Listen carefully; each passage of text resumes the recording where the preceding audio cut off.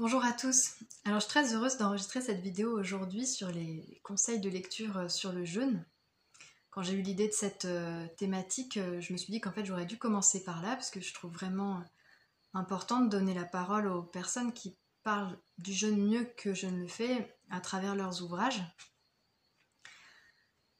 Et mon intention, c'est de m'adresser à des jeûneurs, mais aussi à toutes les personnes qui prétendent pouvoir penser ou dire des choses sur le jeûne sans en avoir fait l'expérience, notamment dans les grands médias. J'ai décidé de continuer à parler du jeûne, même si c'est un sujet sensible et le fait d'être médecin n'apporte pas de protection par rapport à ça. Parce qu'on lui attribue des risques de dérive sectaire. Je suis pas là pour juger si c'est à tort ou à raison. En tout cas, ce qui est certain, c'est que le jeûne présente des risques et des dangers, mais comme de nombreuses activités qui sont beaucoup plus valorisées socialement et qui sollicitent beaucoup plus la médecine et les services d'urgence que le jeûne, évidemment. Donc, ce que je vais présenter là, c'est 5 ouvrages qui ne sont pas la bibliothèque idéale du jeûneur. Parce que chaque jeûneur aura sa bibliothèque en fonction du type de jeûne qui lui convient. C'est plutôt 5 livres très différents, avec une approche très éclectique, pour avoir une pluralité de points de vue. Les ouvrages peuvent se contredire, ils se complètent aussi, et il est nécessaire de leur apporter une nuance, un esprit critique, et c'est la vision que je vous propose aujourd'hui. Donc ça va être une vision qui permet d'avoir une approche complexe de ce sujet, et pour montrer à quel point cette pensée du jeûne est vivante et non pas figée. Le premier livre, et qui est vraiment important pour moi, Le jeûne, une expérience philosophique de Eva Laura et Sébastien Charbonnier, et qui s'adresse aux personnes qui ont l'intention de jeûner comme aux personnes qui n'auront jamais l'intention de jeûner mais qui comptent penser et dire quelque chose sur le jeûne. Il y a eu sur France Culture il y a quelques années une interview que vous pouvez retrouver facilement. Et c'est un ouvrage qui parle donc des aspects philosophiques du jeûne de manière très claire, en reprenant certains fondamentaux de la philosophie, ce qui m'a beaucoup plu, et qui parle de l'expérience de jeûne sur le plan du vécu en tant qu'humain et en tant qu'être social, et qui interroge notre rapport au monde, à notre corps, à la société. Ils expliquent à quel point le jeûne n'est pas juste une privation de nourriture, ou n'est pas du tout une privation de nourriture, mais une expérience différente du corps et de l'alimentation, un engagement de l'être à travers ce vécu, et il parle de corps critique, et j'aime beaucoup cette expression, parce qu'on peut avoir un esprit critique sur les choses, comme on va le faire là, mais pour le jeûne, il faut avoir un corps critique, c'est-à-dire qu'il faut l'éprouver pour pouvoir en dire quelque chose. Donc ça parle de philosophie, d'éthique, des aspects politiques aussi et écologiques de cette pratique.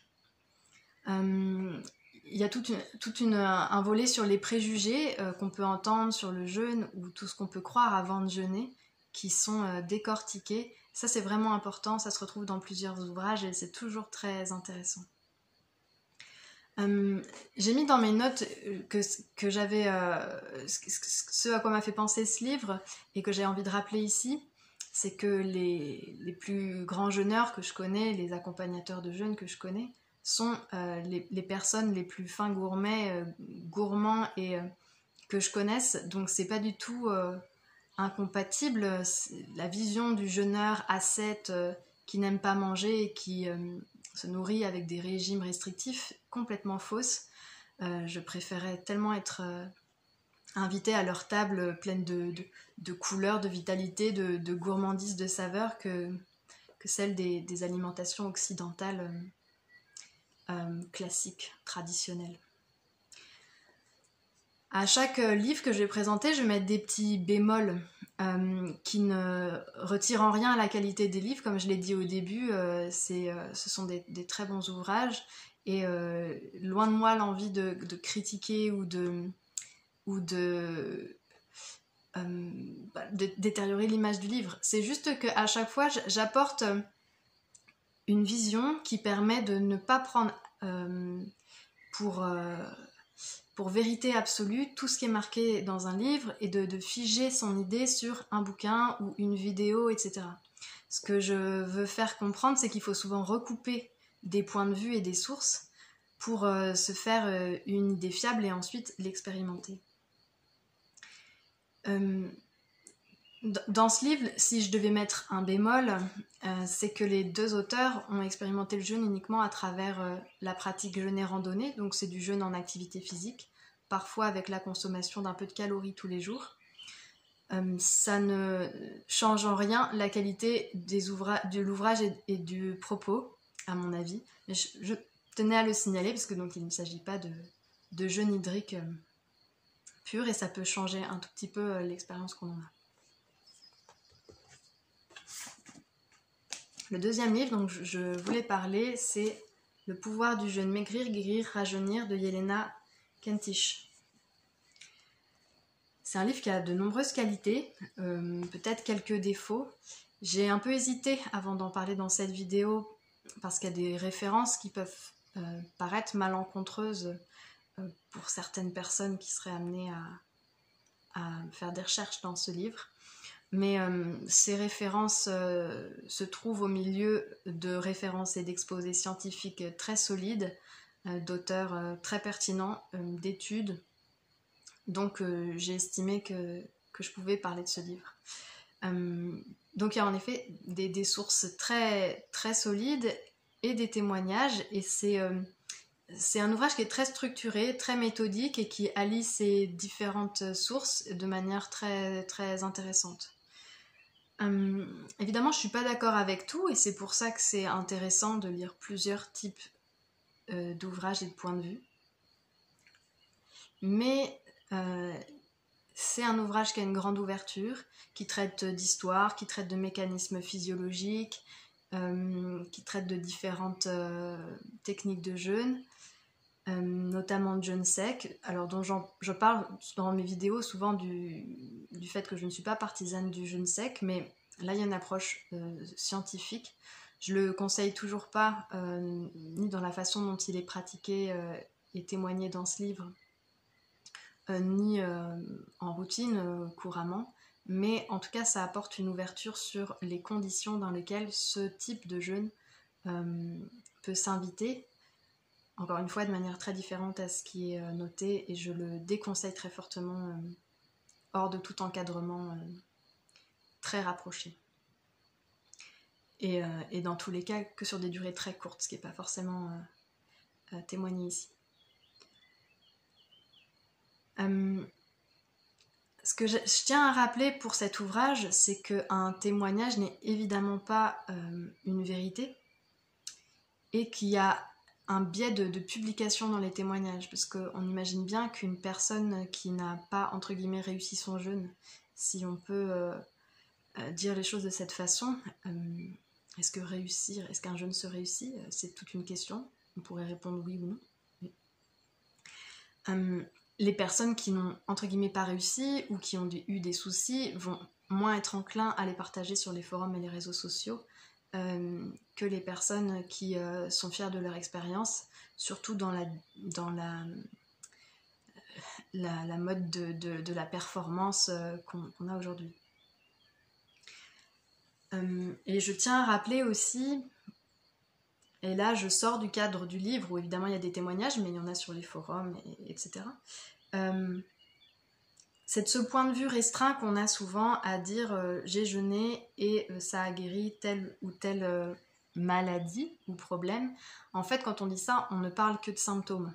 Et c'est possible qu'en jeûnant, tel ou tel symptôme disparaisse. Mais pour pouvoir dire que la maladie est guérie, il faudrait déjà qu'elle ne récidive pas à distance du jeûne. Et il faudrait surtout que, au niveau de la cause, ça ait été vraiment traité, dissous, libéré, on peut employer différents termes. Et ça ne se comprend que sur le long terme en analysant la globalité de l'être de la personne. Quand un symptôme disparaît, ça ne veut pas dire qu'on est guéri. La force vitale, comme on l'appelle dans certaines médecines de l'organisme, pourrait très bien exprimer son dérèglement à travers ce symptôme ou à travers un autre plus tard. Le fait qu'un symptôme disparaisse, mais si la personne elle-même elle est de plus en plus mal ou qu'elle a des nouveaux symptômes plus graves, plus profonds, c'est que son état de santé ne s'est pas amélioré.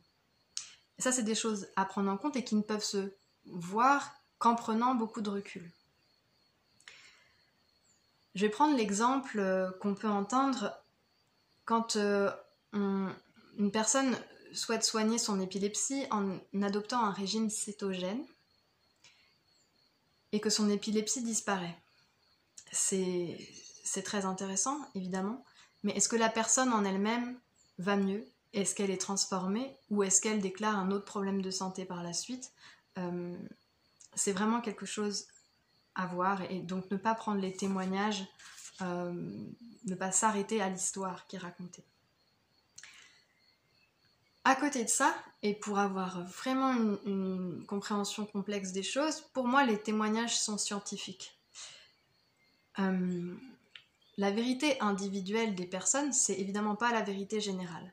Mais par contre, pour moi, la science, au départ de la science, il y a une expérience individuelle, il y a une expérience sensorielle. On pourrait prendre l'exemple un peu caricatural de la pomme de Newton, mais il y a une expérience sensorielle, ou alors une expérience de pensée, ou une intuition que le chercheur va utiliser comme base de recherche. Ça va lui permettre de, émettre un doute, voir une anomalie dans un dogme, dans une vérité établie, et puis d'émettre une hypothèse.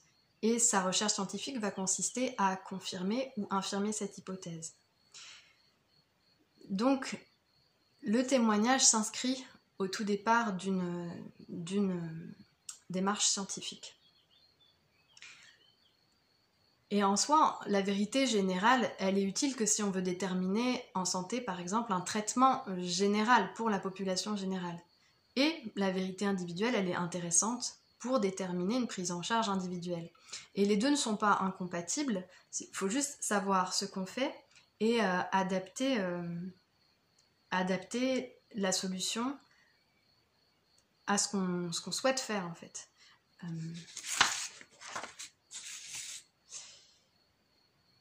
Et une chose qui est importante que je rappelle, c'est que la science, ce n'est pas la vérité absolue. La science, si je reprends la citation de Victor Hugo, c'est l'asymptote de la vérité.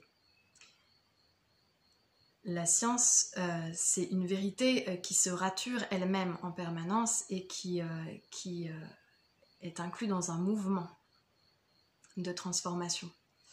Donc il faut bien discerner une vérité qui pourrait être absolue et une vérité qui pourrait être évolutive selon les différents paradigmes de la science ou selon différents points de vue ou cadres de pensée.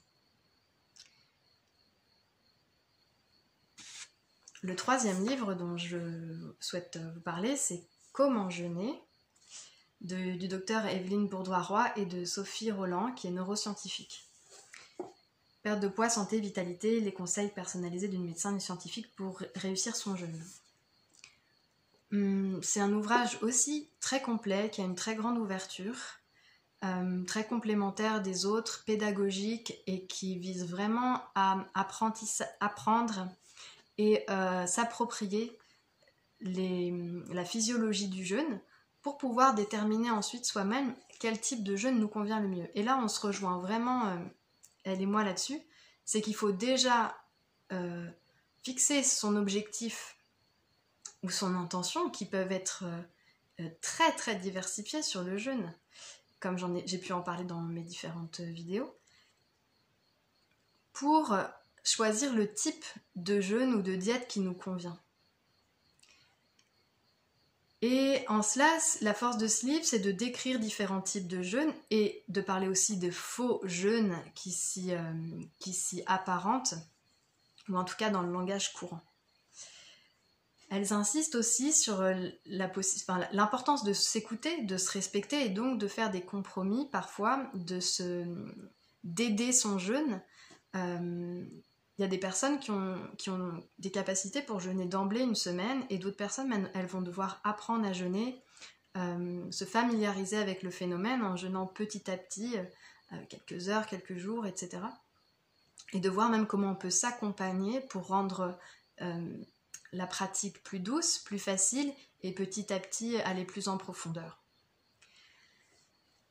Il y a des chapitres très intéressants comme la physiologie du sport et le jeûne, et ça casse un peu les mythes comme quoi il faut manger beaucoup de féculents quand on fait du sport, etc. Parce que dans ces cas-là, on est glucodépendant, ça veut dire qu'on a une dépendance au glucose en tant que carburant. Donc on est constamment en train de devoir manger des féculents pour avoir une performance sportive. Et ce qu'elles expliquent, c'est quand on a l'habitude de jeûner et donc de basculer sur un autre type d'utilisation de carburant, les performances sportives peuvent être meilleures. Il y a aussi un chapitre sur le jeûne et la femme, un chapitre sur le vieillissement, qui évidemment est un phénomène très intéressant à étudier conjointement avec le jeûne. Ce qui est spécifique de ce livre, c'est que si je ne m'abuse, ces deux autrices ont une clinique au Québec plutôt axée sur la prise en charge des syndromes métaboliques, donc des risques cardiovasculaires, de l'hypertension, du diabète, du surpoids. Et leur livre est très axé métabolisme. Donc on est plus sur un livre qui va développer le sujet du jeûne en tant qu'il peut améliorer la santé métabolique, le poids et donc tous ces facteurs dont j'ai parlé, que d'un livre qui va parler du jeûne en tant qu'outil de détoxination. Voilà, ce mot je le mets toujours entre guillemets, mais au moins tout le monde se comprend. Cette vision-là, elle apporte une définition intéressante du jeûne. Le jeûne dans le dictionnaire, c'est le fait de ne pas manger. Donc finalement, entre deux repas, par définition, on jeûne. Mais dans leur vision, qui à mon avis est très pertinente, le jeûne, c'est le moment où le métabolisme bascule et où on rentre dans une physiologie complètement différente et même à l'opposé de la physiologie postprandiale, donc juste après avoir mangé. Cette bascule, pour faire très vite, c'est quoi ? Dans le courant de notre journée, on est en métabolisme glucidique, donc on va utiliser le glucose comme carburant principal et on va manger et on va utiliser du glucose et plutôt être dans un mode de stockage. Quand les réserves en glucose deviennent trop faibles, on va basculer et utiliser au fur et à mesure les corps cétoniques, donc les acides gras. Et il va y avoir des bascules hormonales à l'intérieur du corps, notamment entre insuline et glucagon. Et donc on va être plutôt sur une consommation des graisses et donc sur un déstockage, première chose. Et ensuite la cétose va induire beaucoup de mécanismes dans le corps et va permettre aussi une autophagie. L'autophagie, c'est lorsque le corps s'auto-consomme. Donc il consomme toutes les substances intracellulaires qui sont devenues inutiles, qui sont sous forme de déchets, qui sont détériorées, inutilisables, des minéraux, des protéines, etc. Il les recycle et ça permet une forme de régénération.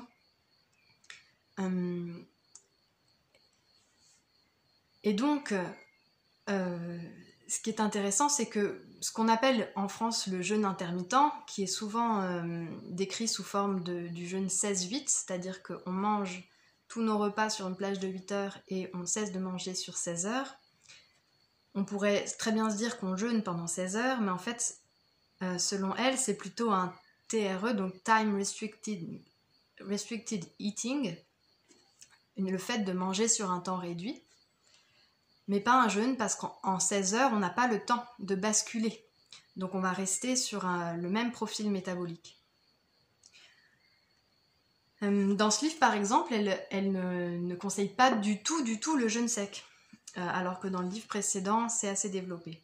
Donc c'est toujours des points de vue à recevoir et à creuser. Ce qui a été particulier pour moi dans l'approche de ce livre, c'est qu'elle ne conseille pas, par exemple, de descente alimentaire.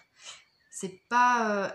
déjà d'une part parce que c'est pas le sujet du livre, parce qu'elle ne développe pas des jeûnes sur des longues durées, même si elle le mentionne, hein. Elle mentionne le jeûne qu'elles appellent puriste, donc le jeûne hydrique, mais c'est pas ce type de jeûne qu'elle développe.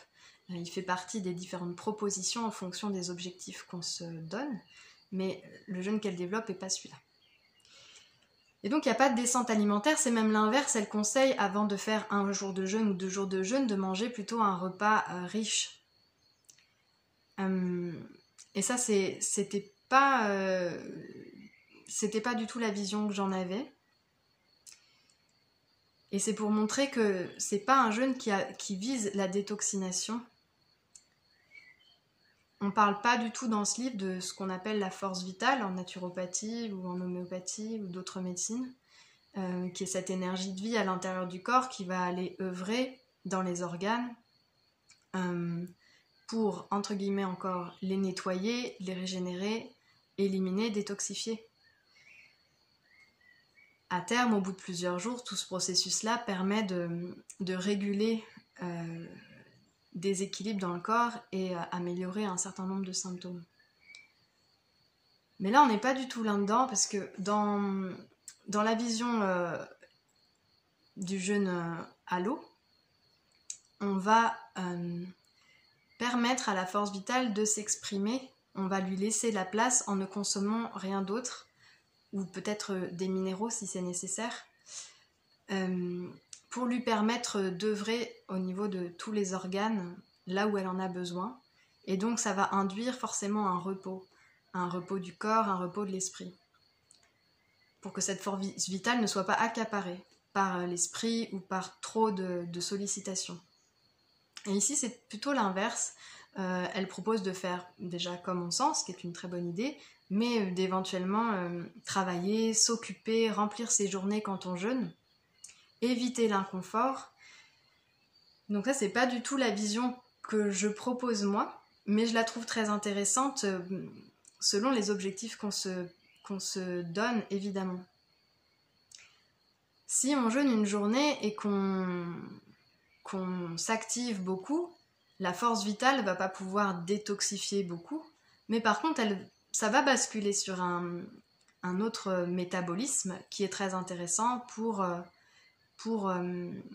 la perte de poids, justement, pour le déstockage, pour entraîner son corps à utiliser différents types d'arguments de carburant, et elles en expliquent les différents intérêts.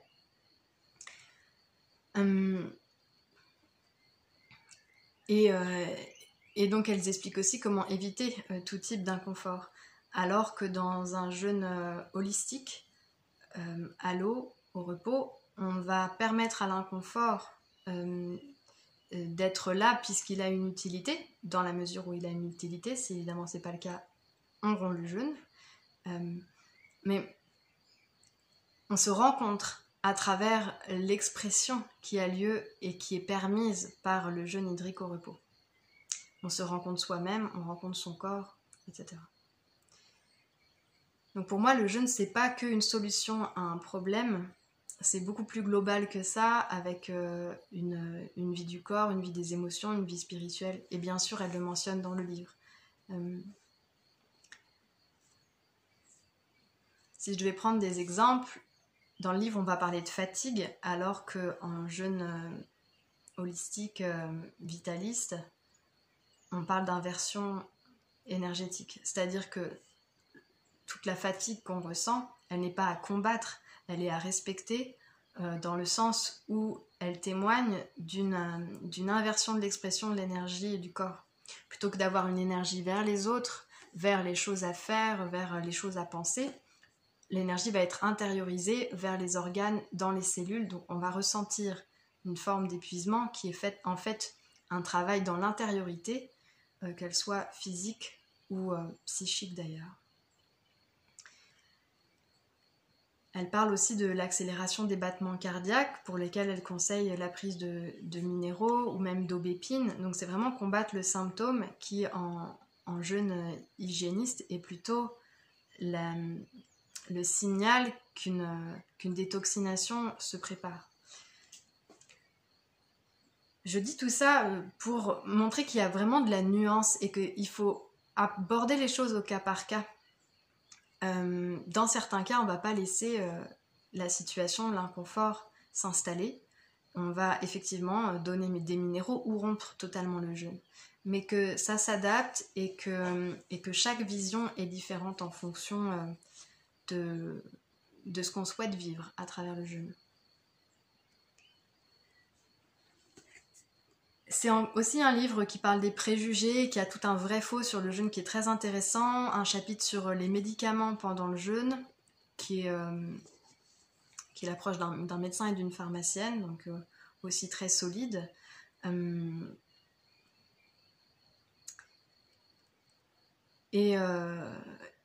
Et voilà, donc moi je l'ai trouvé très, très intéressant et je partage avec elle aussi une petite note. Elle parle à un moment de rassurer l'industrie pharmaceutique et tous ceux qui se sentent menacés par les possibilités du jeûne. Le jeûne ne viendra jamais concurrencer l'industrie pharmaceutique.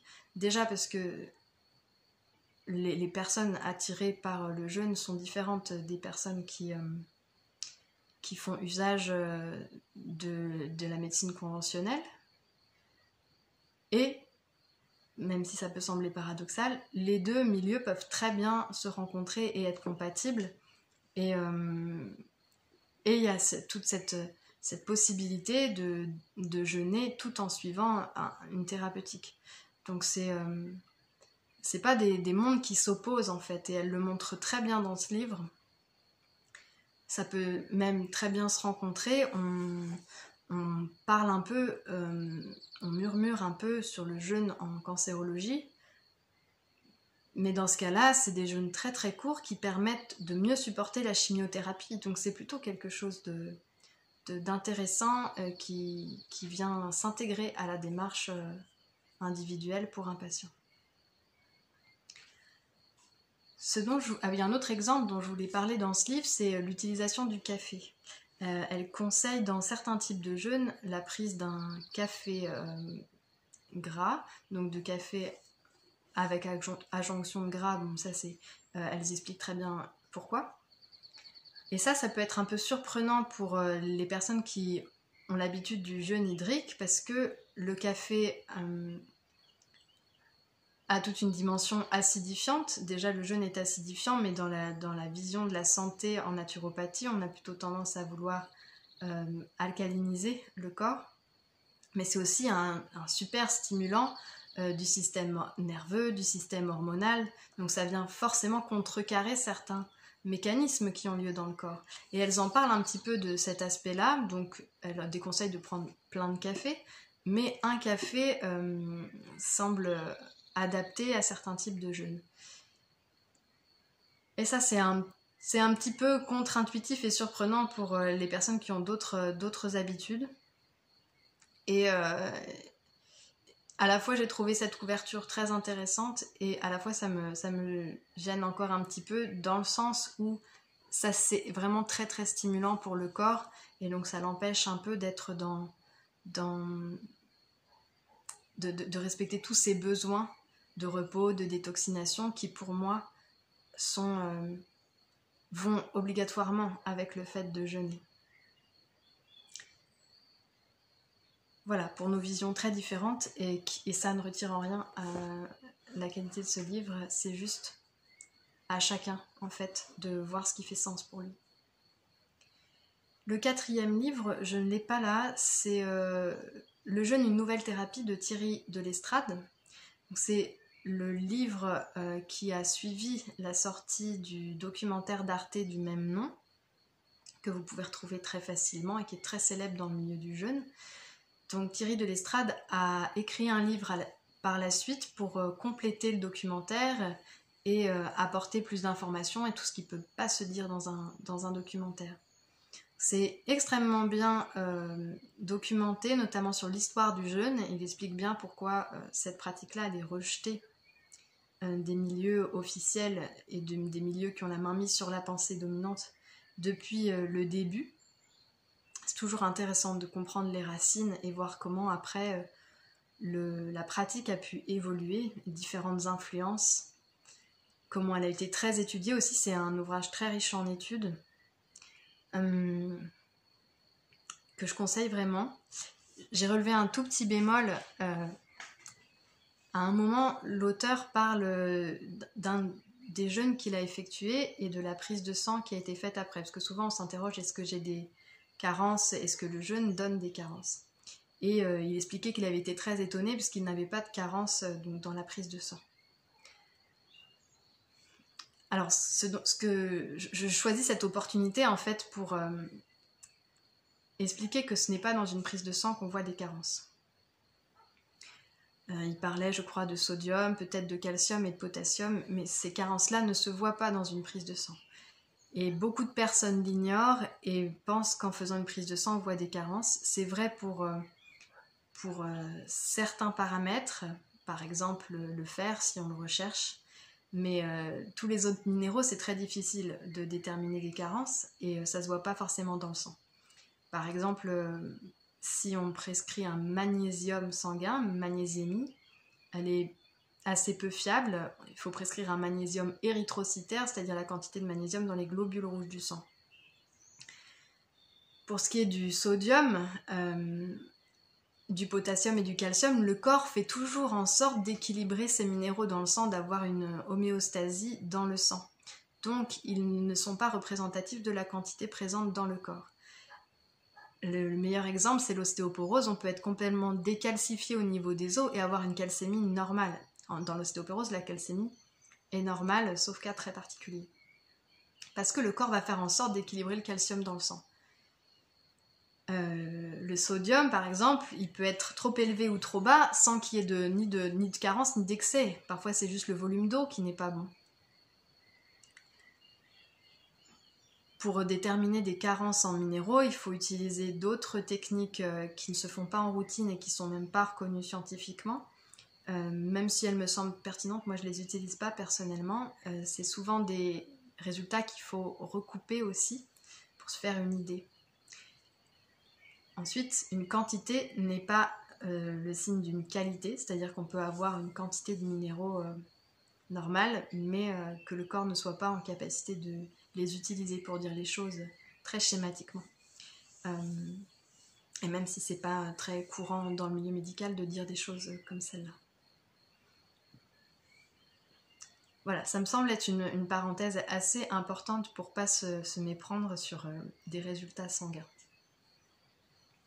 L'autre petit bémol, c'est que l'expérience des auteurs est que celle de l'auteur n'est que celle de jeûne et randonnée, qui est une façon très intéressante de jeûner, la question n'est pas là, mais encore une fois, ce n'est pas une vision de tous les types de jeûne, notamment du jeûne dit puriste ou jeûne à l'eau, mais ça ne retire en rien la qualité du livre et l'histoire du jeûne, évidemment. Donc justement, le dernier livre dont j'aimerais parler, c'est Jeûne et santé de Désiré Mérien. Théorie et pratique du jeûne thérapeutique. Donc là, on a affaire à un ouvrage complètement différent des précédents qui parle du jeûne hydrique à l'eau, du jeûne hygiéniste, dont l'intention est beaucoup plus thérapeutique, même si on utilise ce mot avec précaution aussi. Et la méthode va être par palier, c'est-à-dire que le jeûne n'est pas une fin en soi, mais on va être à l'écoute du corps de manière à l'amener à ces phénomènes de détoxination, de régénération, d'autophagie, d'utilisation donc de tous les déchets du corps, de toutes les substances détériorées qui l'encombrent. La méthode se fait par palier, ça veut dire que la descente alimentaire dure la durée qui est nécessaire au corps et la durée du jeûne n'est pas prédéterminée non plus. elle dure jusqu'à ce que la rupture du jeûne soit indiquée. C'est pas préprogrammé. Et la descente se fait par palier, ça veut dire que on enlève un aliment ou une substance, et tant que ça permet au corps de travailler, on reste sur ce palier-là, etc. Donc tant qu'il y a une détoxination qui agit, on vient au jeûne de manière très progressive. Très à l'écoute du corps, et ensuite le jeûne s'effectue au repos, pas forcément au repos total et complet, hein, mais et cela, comme je l'ai expliqué avant, pour permettre une homéostasie très profonde, un rééquilibrage profond du corps, des systèmes nerveux, hormonaux, des organes, etc. Donc l'arrière-pensée peut être la guérison. Le regard critique que j'invite à avoir sur ce type d'ouvrage, comme sur tous les livres de jeunes vitalistes ou hygiénistes qui ont été écrits au siècle passé, c'est que les personnes qui témoignent ne sont plus du tout les mêmes qu'aujourd'hui. Les personnes dont on prend l'exemple pour raconter leur cas clinique, elles ne sont plus les mêmes en termes de vitalité, de pollution. Elles n'ont plus affaire aux mêmes pollutions. Elles n'ont plus le même état de santé au niveau psychique et physique qu'aujourd'hui. On aurait tendance à croire que, comme on vit plus vieux aujourd'hui, qu'on est mieux pris en charge par le système de santé, qu'on est en meilleure santé qu'au siècle dernier par exemple, mais du point de vue de certaines médecines, avec certains regards de thérapeutes, c'est pas du tout le cas, c'est plutôt l'inverse. En fait, les états de santé des gens se dégradent. Ils sont bien plus mauvais qu'à l'époque, ce qui fait qu'aujourd'hui, peu de gens sont capables de jeûner aussi longtemps que ce qui peut être raconté dans ce type d'ouvrage.